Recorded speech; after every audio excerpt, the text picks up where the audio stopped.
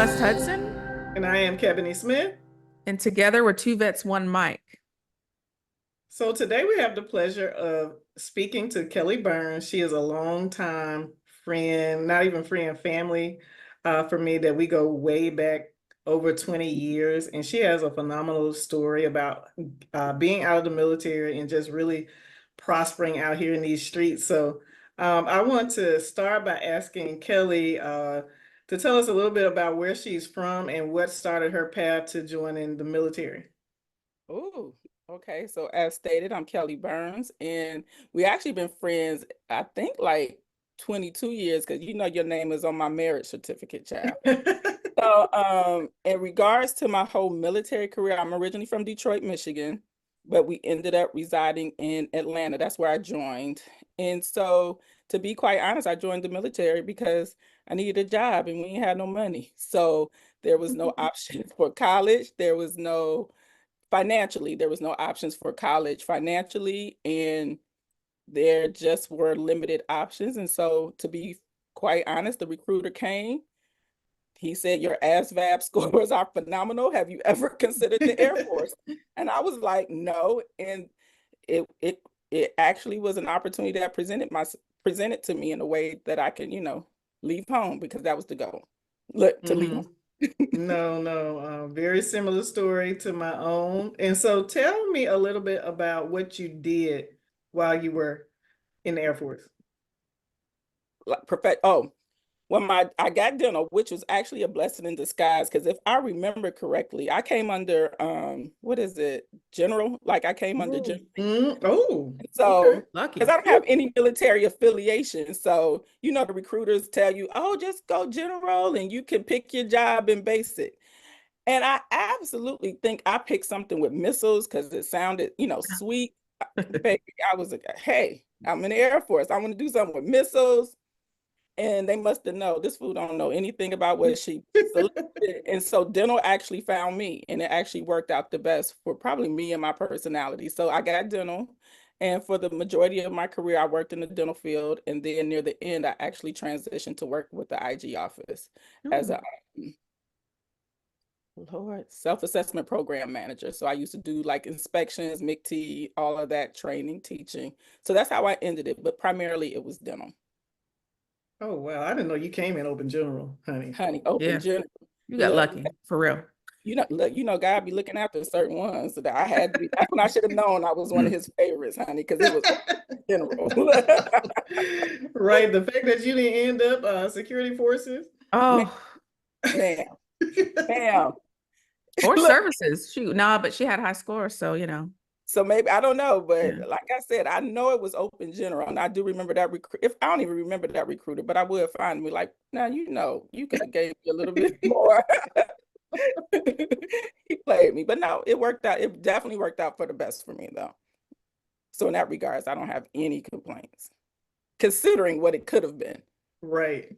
Now, so fast forward, you serve, you get out, IG is kind of like your last thing. So when did you know, like it was first, when did you know it was time to go, right? And how was transition overall?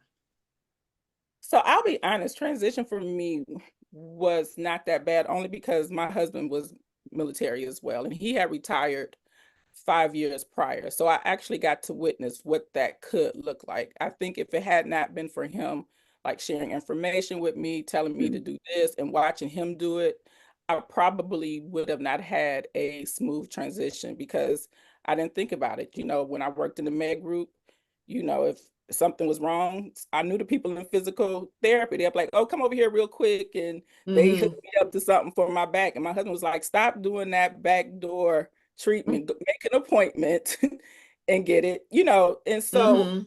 I think like in the last 3 or 4 years, my husband really got on me about making sure I take care of myself for life outside of the military.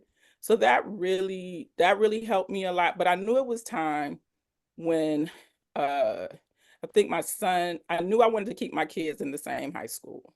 Mm-hmm. And so I was in that pivotal time where I think Elijah may have been close to graduating. My daughter was getting ready to enter high school. And I knew that at some point I was going to have to PCS.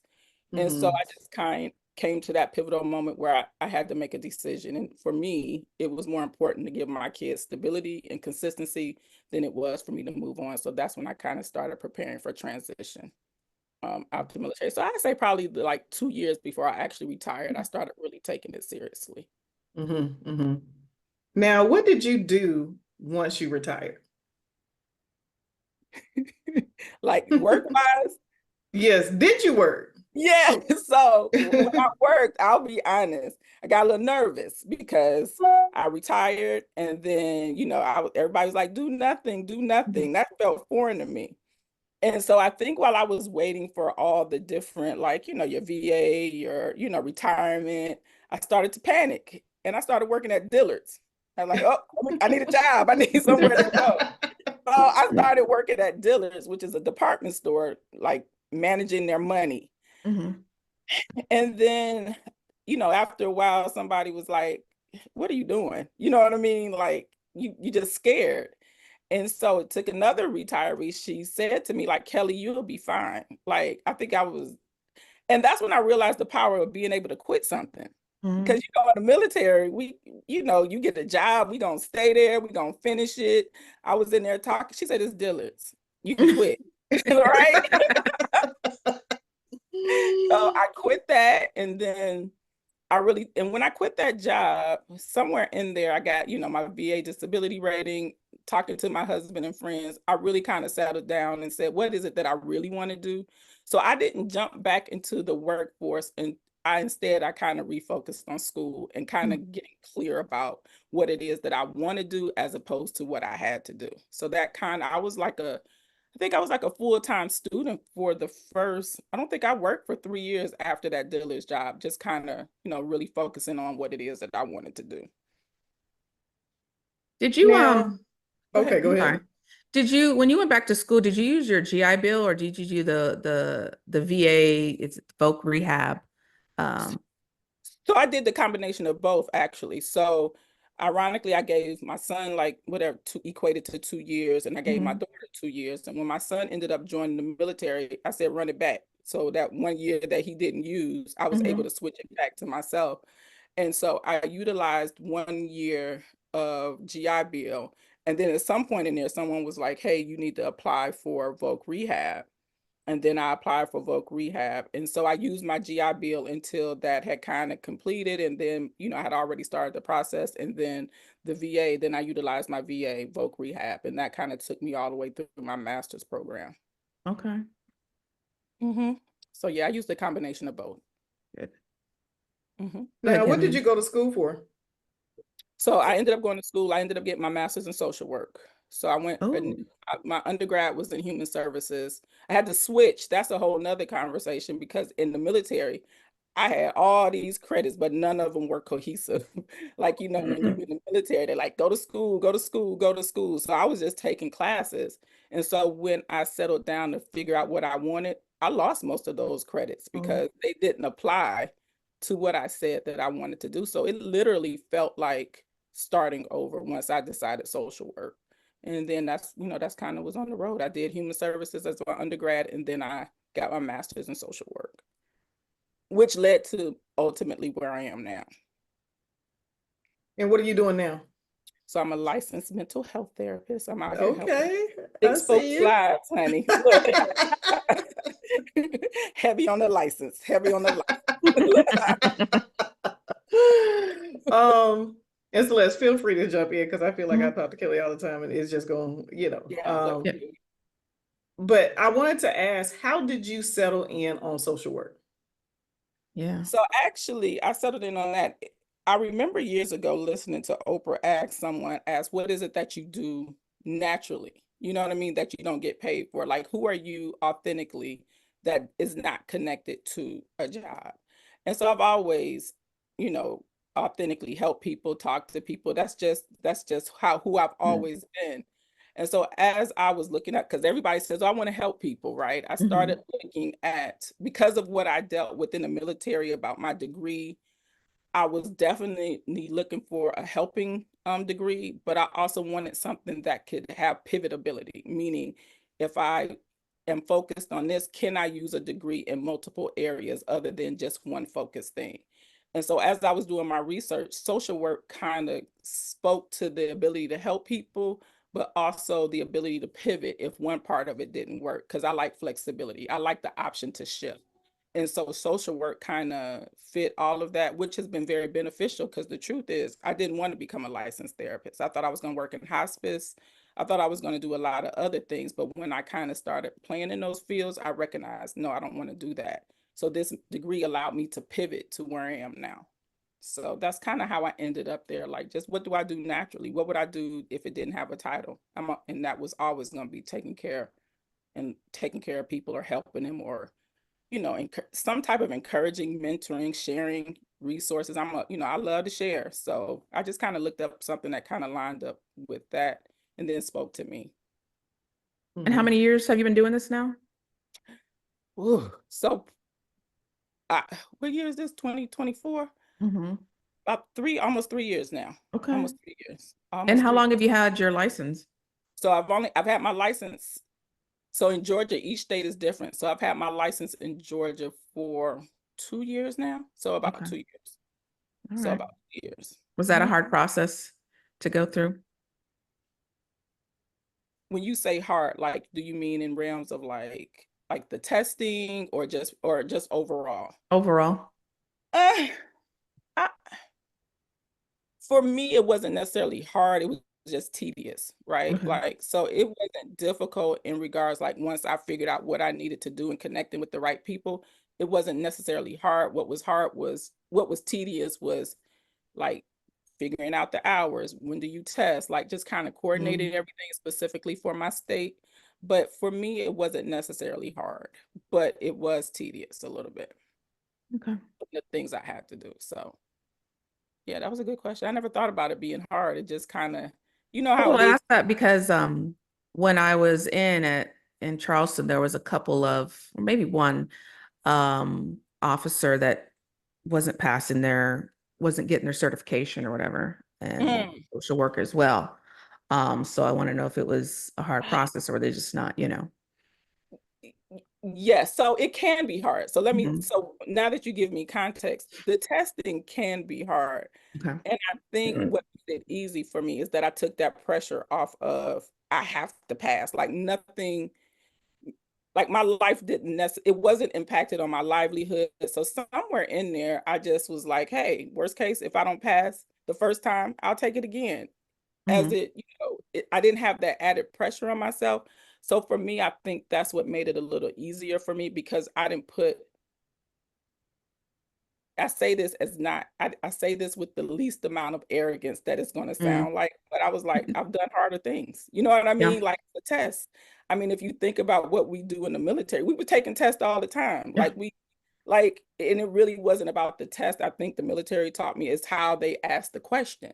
So I Mhm. think where some people were trying to study the material, I knew the material. I just needed to learn. I think the military taught me good test taking skills. Okay. So I think because I already had that, that made it not as foreign to me when I went there to take the test for my license.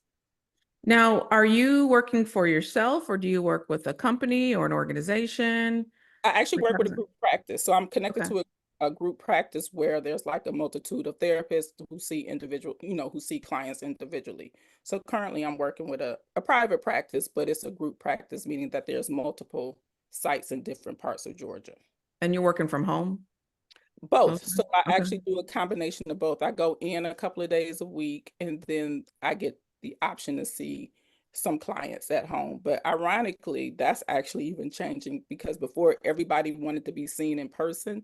Now it's a shift. More people are wanting the connection of actually being in office. So even the amount of like virtual appointments I do is actually decreased a lot, because more people are Oh, wow. wanting yeah, more people I want to be seen and I actually prefer it, to be quite honest. I like the separation um of like home and work, to be quite honest. So it's Mm. a little bit of both, but more in person now. So when you say social work, like what kind of, I don't know if you were just calling them patients or clients, do you see? Because I know after COVID, like everything went up when it comes to mental health. So Mhm. can you explain like what exactly, I know you said you're a social worker, but what does that entail? Like what do you actually do with that? Is it like helping people with their mental health too? Or I know there's various ways that you can utilize that degree or that license. So can you Mhm. explain that a little bit more? So the part of social work I do is actually the clinical aspect where I see clients individual, where we can diagnose for different, diagnoses as it relates to the mental health. So if that's major depressive disorder, is it a personality disorder? So I am on the clinical side of social work. Because social work has many different parts. Mhm. There is the what they say the macro level, the micro level, some is in advocacy. It's just a real wide range in social work, but I'm on the clinical aspect. I say client because to be quite honest, that's probably more of a me thing. Some people probably say patients, but I think it can interchange, but I say clients, Mhm. but I see them from a clinical aspect, one-on-one, where I diagnose them, I create a treatment plan, and I kind of walk them through the process or support them, I should say, in their healing journey as it relates to whatever their mental health diagnosis is. And what are you seeing is the majority of the diagnosis? Like, Oh,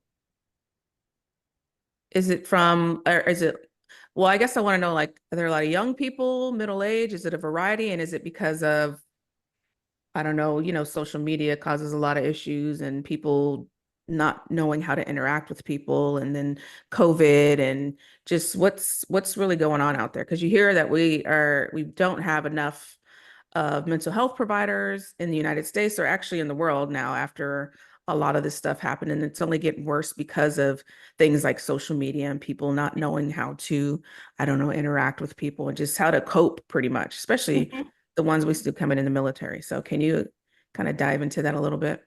oh, that's a good question. I would have to say I see a wide range of people. Ironically, I'm actually seeing more male clients than I That's did when good. I began, which is a huge shift than Hmm. when I started. So I am seeing an increase in male clients. Age range, first of all, I do not see children, but that's by choice. My age group, my age demographic usually are young adults, and I usually identify young adults as being like 15 and up. But the majority of my client base seems to be probably in that 22 to 45 age range, if I had to kind of guess. So that's why it's a wide range of Hmm. different personalities. And I will say it also feels a little different because I'm not necessarily connected or close to a lot of military. So this is the first time where I'm not working with a military community. Okay. And so they are dealing with so many different issues, let it be environmentally, like not feeling safe where they live at, because some of them live in very challenging areas where their safety is of concern. I do see a lot of people that's dealing with anxiety, and that can be due to a lot of different things. So I do see a lot of anxiety. I do see a lot of people with like depressive disorders, and that's probably primarily the things, but a lot of the things are people being socially isolated. Like I see a lot of people Mm. that have anxiety as it relates to not wanting to connect or be around people.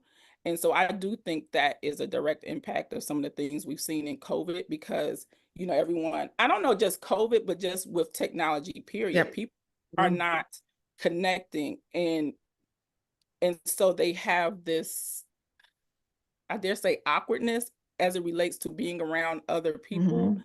And they're seeing challenges in their workplace. They're seeing problems in their family. They're not being able to communicate how they feel. They don't have language. One of the dangers of TikTok and social media is that they have the language, but they don't have the experience of it. And so I'm recognizing that a lot of the young people that I see have knowledge of mental health, like TikTok says this, and Mhm. I ask, but how do you apply it? They look at me like, what Mhm. do you mean? You know what I Yeah. mean? Like they know Mhm. the things, but they don't experience the things. Mhm. When they come to me, they're looking like, well, but I know, I said it's not enough to know. And Mhm. so that is why I say, I think a lot of the people that I see have a lot of knowledge, but not a lot of social connection where they're challenged to experience and feel some of the discomforts that come with being a human. I could see that people being exposed, they're exposed to so much more than what we were, and it's a Mm-hmm. lot. And then you just keep getting caught in the loop because I do too, just keep scrolling because more interesting Yep. things pop up. Oh, you like this? Let me add some more to your feed. But Yes. then, like you said, they don't know how to socialize or interact with other people. And it does create, they're just so awkward, socially awkward, Mm-hmm. but I get Yeah. it. Nope. So, and I would say that's just not a younger demographic thing either. You Mhm. know what I mean? I Mm. think the type of therapist I am, I focus a lot on what I would call somatic experience, which talks about like how you experience emotions as it relates to the body. And so that's why when I say it can impact more than just what you know or young adults, I have, for example, I said I have a lot of men that that are now coming to see me. And so when I start using language like vulnerability, or Mhm. if I start describing other emotions that aren't just anger, when I start talking about, well, how do you know what frustration feels like? How do you know what joy feels like? And they say, I just know. I said, well, what is evidence of that? What does that feel like in your body? That's the experiential part that most people are lacking, is that they haven't been given the space to understand as a human, regardless of your title, regardless of your role, regardless of your sex, that as a human, there are um, emotions that you need to experience in your body so that you can process them. Most people Mhm. are stuck, right? Because they don't want to feel, it's this myth that everybody should be comfortable. So most of my clients I work with is I normalize the discomfort of this human experience. And let's normalize that. That is probably what I see the most. Most people do not have the language or the ability or even been told that it's okay to experience uncomfortable feelings. And what I see with the younger generation, if I had to say, is that they don't want to be uncomfortable. They Mhm. want everything to be quick, easy, and comfortable. And that's just not the reality of this whole human experience. I like that you But when you said, say, I'm sorry, go ahead. I like, Mhm. no, just the comment that you're getting more men, which is really good because it Mhm. was for a long time as a stigma for men to go in and talk to anyone because, they're taught to be tough and, you deal with your problems yourself. You don't talk to nobody about it, but it's good to hear that you're starting to get more male clients than Yes, anything else. So that was all. absolutely. No, absolutely. What were you saying, Kat? So somatic is, can you explain what somatic is? Just body, like the body. It's just like, what is the body experience? Meaning like, so a lot of what clinical therapy do is very common. It's called CBT, which is cognitive behavioral therapy. How you think impacts, your behaviors. And the somatic part talks to you getting in tune with your body. So for example, um, like we do a lot of, so I do a lot of meditations, a lot of mindfulness, a lot of like, what does anger feel like in your body, and being able to process it through. So I do a lot of, instead of, it's like I do more of the mind body connection as opposed to keeping them separate. So it's a lot of work with like, I do walk and talk therapy just because everything within your body, I believe you have the ability to heal. So I get people in tune with their bodies, and that looks a plethora of different ways as it relates to the client. Did I answer that? I mean, I hope I Yeah, answered. yeah, yeah. No, no. Mhm. You're using fancy words. I just want to, Oh, I'm fancy, honey. I'm fancy. Yeah, I'm fancy. No, Look. I did have a question about, you kind of hinted on it earlier when you said that, it sounded like your husband and your friend group had a big impact on how you transition, right? Yep. And so do you feel like the Air Force prepared you to transition well? How did they impact your trip, if at all, right? Was it helpful, what the Air Force did in terms of helping you transition, or how was that? Ooh, that's a great question. So you got to think about, when I retired, I would say no. And the reason I say no, because the environment when I was in the military, they make it seem like you're going to be in forever. They didn't teach that you join the military and at some point it's going to be the end date. Like all of your loyalty, heart, and energy needs to go into the Air Force. And so there wasn't conversation about like, how do you get better and what you need to do with life after. Is what is it that you need to do so that you can ensure that your package and that you do this and that, the Air Force is needs are met. Like we've always been told, the needs of the Air Force are first.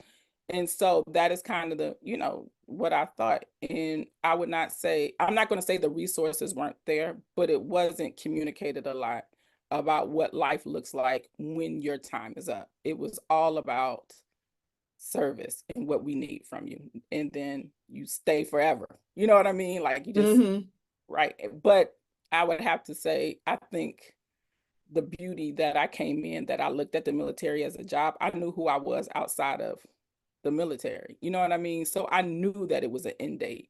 And I think that really helped me transition, that I knew at some point this was going to come to an end. A lot of my counterparts did not have thoughts of couldn't imagine what life looked like outside of that military community. So I think that was a gift just from like the type of family I came from, my family, my husband. I knew what life was like outside of the military. So I think in that regards, it helped me when I transitioned. I do have a question too about, because you're doing something that is just such a stark contrast, almost right, to what you did in the military. So can you talk about some of the transferable skills you have from the military? What could you take from the military to help you in the civilian streets? What helped you from your career? So I don't want to oversimplify this, but really time management. Like when I say me showing up on time, me getting things done on time, baby, in these civilian streets, they like, oh my God. And I'm like, what? You know what I mean? Like, I never thought about it actually until I was preparing for this. It was like, one of the biggest things has been my ability to, like, think about it. We had suspenses for everything, multiple suspenses, multiple trackers, multiple people you were responsible for. So when they ask, and the fact that I only get to focus on one job, meaning like I don't have no additional duties, I don't have to like it. Right. And so you saying, oh, you just need this one thing? Okay, I could get that's early, or you just need me to go to this one meeting. So it's so funny, like they are like, oh, it must, because you in the military, you always on time. And I used to be like, what? But the reality of it is, it probably is because of the military, because everything we did was based off time, and you had to be able to manage your time, and you had to be able to manage your suspenses. And in these civilian streets, your reliability is worth gold. Like you're reliable and it's accurate. Facts. Degree and all of that, that's great. I'm not saying that, but the way we show up is so second nature. It's been everywhere I go. That has been the thing that has stuck out the most, like the timeliness of a thing, the accuracy of a thing. And I'm like, that was nothing. But for them, it has really been a big deal. No, I can definitely attest to that. I used to go super early, and when I say super early to places, it would be like 15 minutes. That's kind of like not that big of a deal, in the military, but they're like, oh, you're here early. It's like, oh, okay, I kind of read the room. It's like, oh, okay, if I'm on here on time, that's a feat, So no, I totally attest to everything you're saying about time management and just suspenses. Would you also say that us being responsible for multiple things at a time, I guess? And this question is twofold, right? Because on one hand, I think it made us, right? It made us in a way that we didn't think would be so impactful in these civilian streets. But a flip part of that is that, did that hurt us mentally in any way? Because when you talk about mental health in the military, in the Air Force, and I definitely had my time over at mental health, thank God, but it was such a stigma on mental health. And a part of the things I think that drove us there in some instances was just our culture, our environment, that having to be on, having to be that perfectionism, having to do it right, and the consequence for not doing it right. Like one thing and you're out of promotion running, like one thing and they say it's not a one mistake Air Force, but sometimes I think that's true now, maybe not 20 years ago. So I know I just said a lot, but kind of talk about how, even though that made us, I think it did, right? I think a lot of that stuff is gold. But what are some aspects do you think in the military culture that was not good for our mental health? Absolutely, the ability. I think because it didn't teach us how to prioritize ourselves in a way Ooh. that was healthy. And I know, and that even saying that is shocking. Like, what do you mean make yourself a priority? Because everything we are taught in the military is about serve and service to others, but at the sake of your own well-being. You know, how many Mm. people do you know that would ignore physical pain, emotional pain, because the needs of the military went first? I absolutely, and that was hard to transition from. You know what I mean? Meaning, even when we transitioned, everything was hurry, hurry, rush. That doesn't do anything for your nervous system because you never know what rest feels like. You never know what peace feels. Mm. You're always on the go. And so, in that regards, I think it absolutely was detrimental to us because we were never given permission to fully rest. Even when you were off, you weren't off. You know what I mean? Even when you were with your family, you weren't fully present. So I look back and I almost grieve some of the things that I missed, or even some of the Mm. conversations I had with my children about how I wasn't fully present in some of the most pivotal moments of their lives because somebody got a DUI. Oh, I gotta go do this. I got this package to write. Oh, you know what I mean? Like, Mm-hmm. and that level of angst and anxiousness in our body, we never really got permission to turn it off. You know, one of the things I think about us in the military, it feels like our throttle was on 10 at all times. And at some point, the engine gonna blow.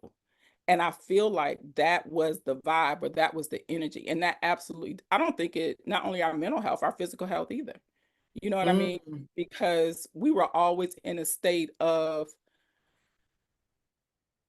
go. Like, you know what I mean? It was no rest. And so when we do experience rest in these civilian stress or not having to do multiple things, we look at it as something is wrong with us if we're not doing multiple things. Even still, I struggle with giving myself permission to not do, to just be present. Because inherently for 20 something plus years, we were taught you're not productive or you're not worth anything if you're not constantly doing something. Right. And that's it's just not true. So the intentionality I have to put at allowing myself to rest and slow down, I find that I have to have the same conversation with other people. Like it's okay to be intentional about resting and tending to your needs. And that has been what I think has probably been one of the most detrimental things as it relates to the military. It was beneficial, but I think it was also problematic. Mm. I agree. I'm still, and maybe Kevin, you were doing it for a while, and maybe you were too. When you get out, used to doing multiple things at a time, like, oh, I feel like I'm worthless if I'm not. So even at work now, I wasn't, I'm not supervising, came in mid-entry level, and I'm like, I feel like I gotta be helping someone. I feel like I gotta do something. So I went and volunteered for all these sites. And then I'm like, well, now I need to do something at work. So I volunteered for all these ERGs. And then Kevin's like, you want to do this podcast? Like, yeah, I can do it. And you want to do this? Yeah, I can do it. And I'm still on the go. And even now when I'm sitting down watching TV, I'm building like little miniature book nooks and stuff because I feel like, oh, if I'm sitting here, I'm wasting my time watching TV. I shouldn't be doing this, even though I got a degree, even though I got certifications. I just still feel Mhm. like I should be learning all the time and busy all the time. And I can't get that out of me yet. Mind you, it's only been like a year and a half since I've been out, and I don't know how long it takes to get over that feeling, but I don't think I'm helping myself by continuing to try to do everything either. So I get what you're saying. Do you know when anyone finally gets out of that? How Or long did any it take tips you? for getting out of that? Yeah, any tips? Because I can't And stop. I think one of the biggest tip is the awareness that you don't do it, right? Because you can't change what you're not aware of. And so I think the biggest tip was like these type of conversations, like, hey, let me just be aware of how I'm moving. And then I do think you can change that behavior, but it's going to take intentionality. Some people think it's just automatically is supposed to happen. I think anything you practice over time becomes easier. So now, for example, I block off my schedule on Mondays. I don't see clients on Mondays, not because I don't have the space or the capacity, because I recognize I need that time to be present for myself, for my family, for my friends. And so I think over time, as you consistently build those type of things into your schedule or giving yourself permission, and I dare say even get support in the ways that you may need support to help unpack and process that. I think one of the biggest things I would even say not only from the military standpoint, but even from a woman, especially as a minority woman, that some of the hardest things that I know is that we have a hard time asking for help. And we definitely, because I mean, how free can we be on this thing? Because I think specifically, especially as a Black woman, this whole superwoman, superhero thing, that we can't just be average, that we have to not only do our job, but we got to do the job better than everybody else. We carry all of that. And so when we kind of take off that cape and just kind of say, I am worthy of stillness, I'm a worthy of peace, and being all right sitting with that, even if it doesn't serve everybody else. That is like, I think how you start to change it is you start to you just try to re-examine like how you're doing, and then do intentional changes on how to do that. Giving yourself permission. Thank you.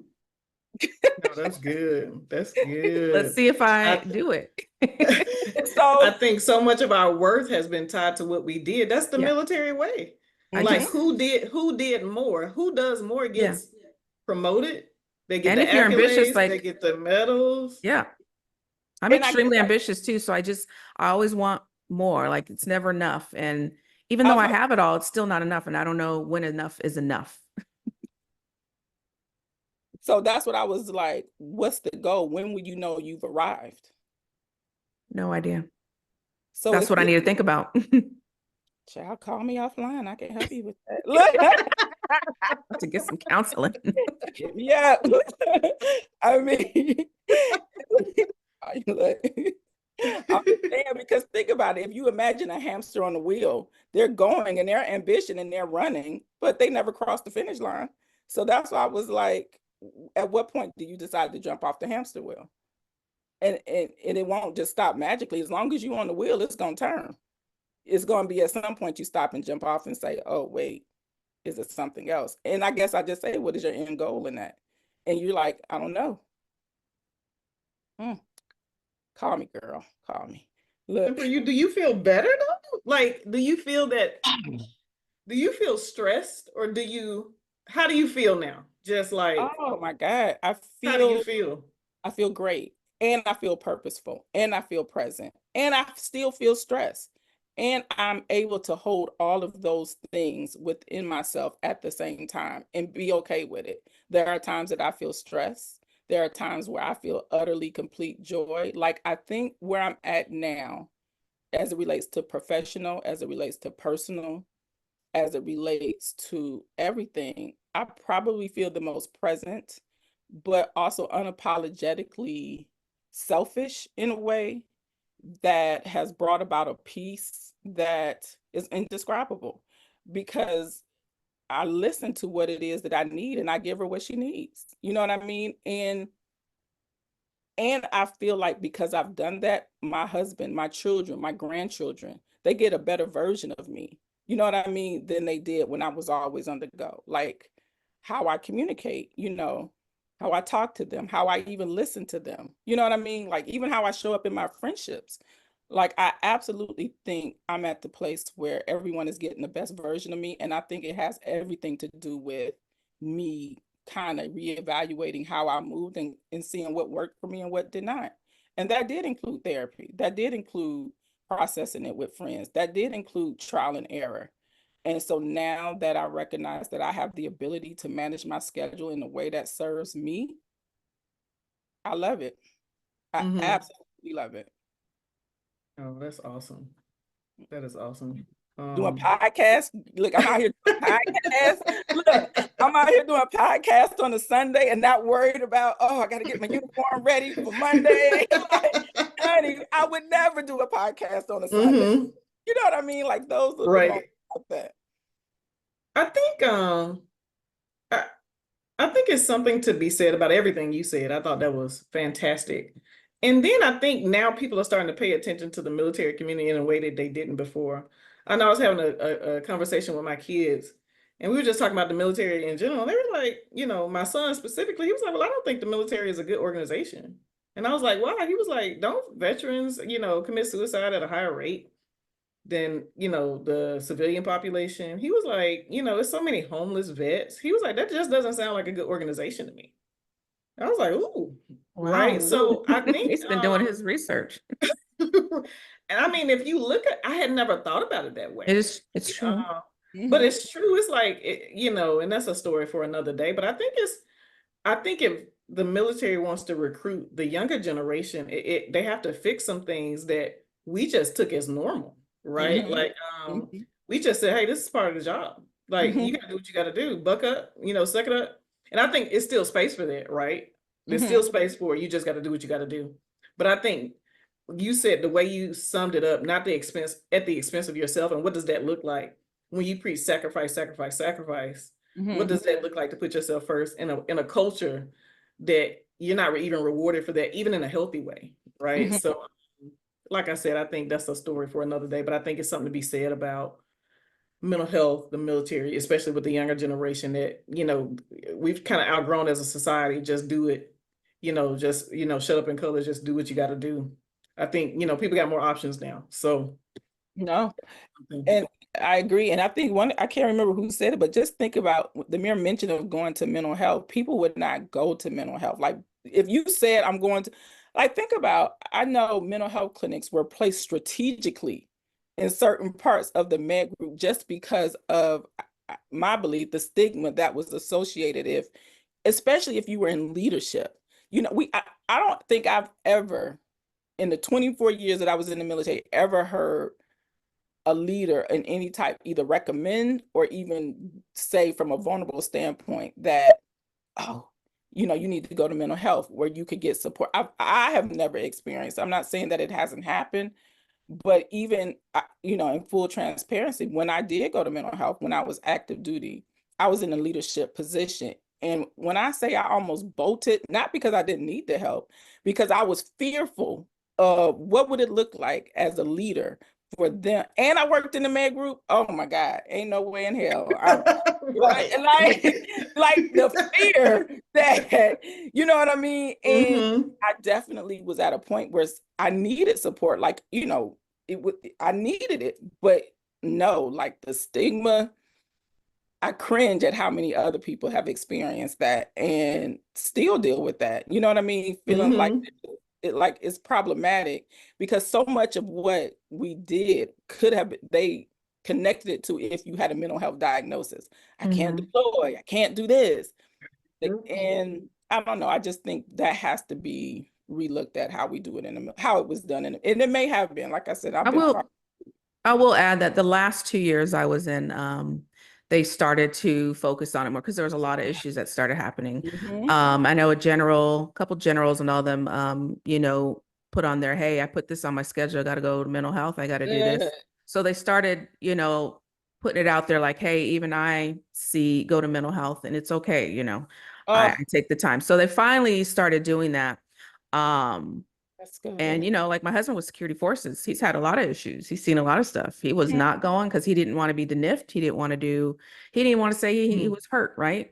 Yep. There's those things too, because then they can't deploy, then they can't arm up, then they can't do anything. So people held back a lot of stuff and hid a lot of things because it was going to be detrimental to their career. Um, and then they wait till the last minute to go to when their disability comes up to start to do Mhm. that.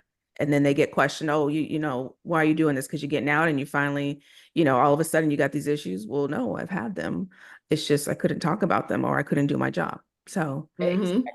a Yes, lot of I'm glad stuff. that you said that. No, I'm glad you said that because people did it when they felt like it was safe to do. But if you were only 7 years in and you're thinking about retiring, it's no, you know what I mean? But I'm glad you said it wasn't because they didn't experience it. It was the fear of sharing what would happen if they did. So Hmm. I'm glad to hear that it's changing somewhat. I am really Hmm. glad to hear that. Like seriously.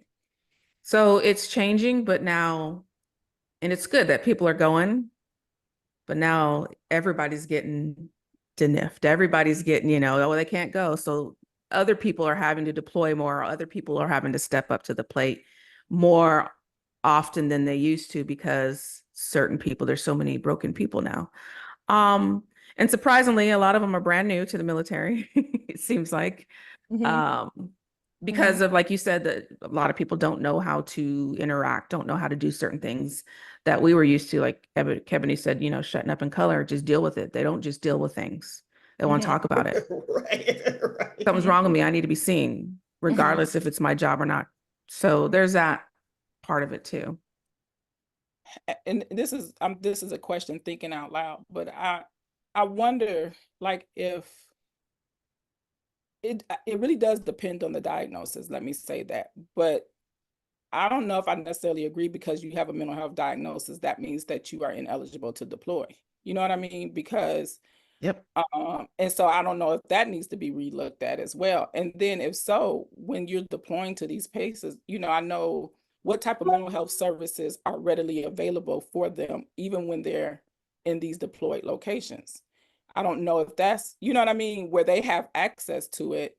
And the beautiful thing now with technology, we have so many things. Like, I don't, again, it's been years, I've been retired 10 years, but it just seems like we have access and resources to so many different things now that is there space for creativity, that even though you may have these diagnoses, you still can be supported in these areas where you can deploy. Because every diagnosis is not debilitating. Right. And I think in times past, everything was like a showstopper. Right. Like, oh, well, you can't deploy. And I Oh, think it's some can't do that people now. that really wanted to deploy, even with that, right? Like, Mhm. And let's be clear, they had the diagnosis, they had the issues when they deployed, they just didn't have the official diagnosis. And Yeah. so let's be clear, people with these issues are still deploying. They just don't have the diagnosis to support it. But it doesn't mhm, exempt from what they're experiencing. And they still did what they had to do. You know what I mean? They right. did it in a healthy way. But could you imagine someone who has like some type of generalized anxiety disorder, they deployed, but they never got diagnosed for it? Doesn't mean that they didn't still experience that. What would it look like if they still had support, even in that deployed location? Because people get so caught up in the title, it doesn't take away from the experience. People with all type of diagnoses are still deploying. Yeah, we just ain't documenting it. Right. So it No, shows that's that they're good. capable. They're capable. It's Right. just it's the title and the stigma that comes with the diagnosis. Now you said something. You're 10 years into Mm. retirement, right? Whew. I cannot believe it's been almost like a I decade. cannot. I still remember the party. It was Now, epic. some down, some down. It was epic. But what would you say now, being this far removed, what Mhm. advice would you give people that's transitioning now, right? Like, what would you say? Oof. That's transitioning now. Yeah, or because Celeste and I talk to a lot of people, they're in different stages of the transition. Because I don't think transition is just that small period when you get out. Right now that I'm learning, some people got out and they never really integrated well, right? They Mhm. they still feel the effects of not having a community. They don't feel supported. And me being, your friend, I think you drive in all of that for a Mhm. number of reasons, right? I think you already had your identity. It wasn't like connected. You had a good support system. You still kept up with the people, that you loved and considered friends. But I'm finding out that it's a lot of people that are still struggling years post-retirement with just not being in the military. So, what would you say to them? Yeah, what would you say to them? I would, as you say that, because it feels like for those that are struggling with the community aspect of it, is to find other places where they can create a community or find a community. You know what I mean? And it and normalize that it may not be the military community, but you still can create a community. And so what does that look like? You know what I mean? Some people, it may be their spiritual part of them. Like, okay, if you want community, what do you believe spiritually? And are you connected to that community? And I would probably dig deeper in what part of the like community are they missing the most? Are they missing? Because I Mm, think sometimes people think when they leave the military, they don't necessarily have connection. You know what I mean? And I say that to say that even though I've been retired 10 years, I'm still connected with people in the military based off my relationship with them. So I would say just because you are out of the military doesn't necessarily mean that you lose relationship with the people you've connected with, but it's going to take some intentionality on you to mm, stay connected with them. It just won't be easy. You know what I mean? Like, all right, mm-hmm. can't be seeing each other every morning. And so I probably would talk to them more about intentionality, about how you make those connections, even though you're not necessarily in the same environment. Mm-hmm. Mm-hmm. Does No. that answer your, yeah, Yeah, like, no. That's good stuff. because I think most people still have access to it, but I think they think once they kicked off the island, that means don't come back. You can't, you can't ever Mhm. talk to me. Like, find ways that you can still stay connected with people that are important to you. Because Mhm. now I'm thinking, if you're saying community and you're not connected with an individual, then I would dig down. So was it really the community? Because you're saying you don't have any connections with anybody. So I don't know. I would say there are other communities and ways that you can connect, let it be spiritually, socially. There's so many different organizations now. You know what I mean? There's so many Mhm. resources out there. I probably would tell them to tap into resources and to communities that are important to them. Mhm. Mhm.